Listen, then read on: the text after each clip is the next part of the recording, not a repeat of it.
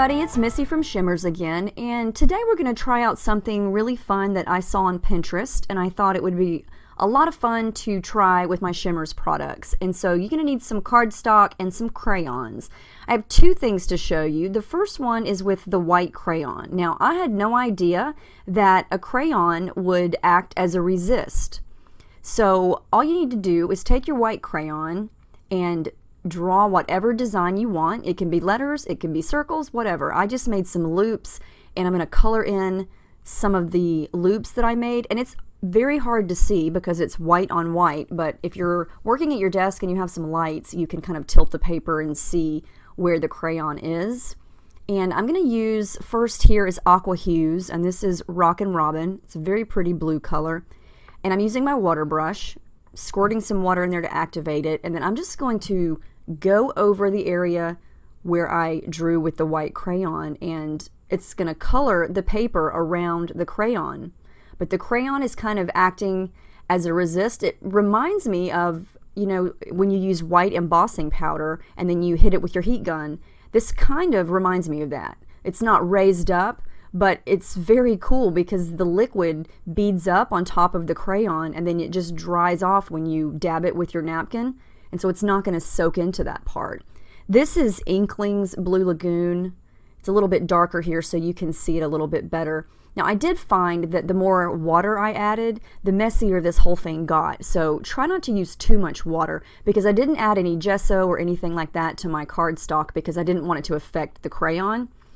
But this is really cool. The possibilities are endless. You could draw whatever you want and use whatever colors you want. And I think that looks really neat.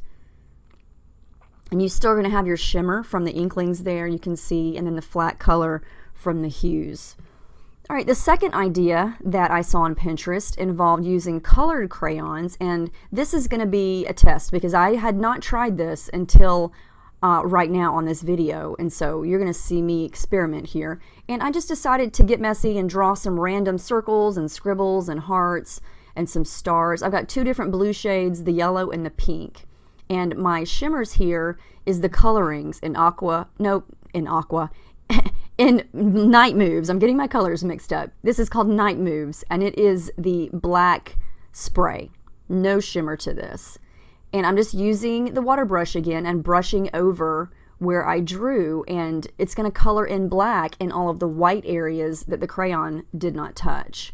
And I especially love how this looks with the yellow. I think the light color of the crayon really pops against that black ink. And, you know, this is just a test. I'm not going to use this for a layout or anything. I just wanted to experiment and see. I think the lighter color works really neat. And it probably also depends on the shape that you draw. I think the scribble circles looks the best here. But here's some close-ups of this. I think this could turn into something really, really cool using the white crayon or the colored crayons with the black ink. It just depends on how creative you can get.